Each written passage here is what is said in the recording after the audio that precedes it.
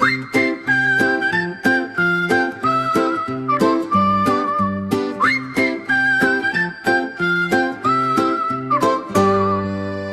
die musiekleier, 'n psalm van Dawid, die dwaas sê in sy hart, daar is geen God nie, slag afskuwelik, maak hulle hul dade, daar is niemand wat goed doen nie.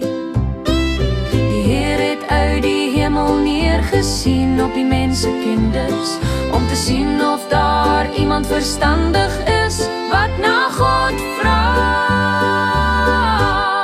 Hulle het almal afgewyk, tesame het hulle ontaard, daar is niemand wat goed doen, ook nie en nie.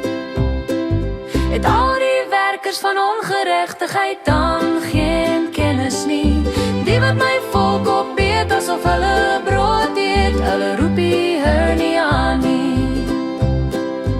Daar het skrik hulle oorweldig, want God is by die regverdige geslag, die raad van die ellendige, julle kan dit tot skande maak, waarlik, die Heere is sy toevlug.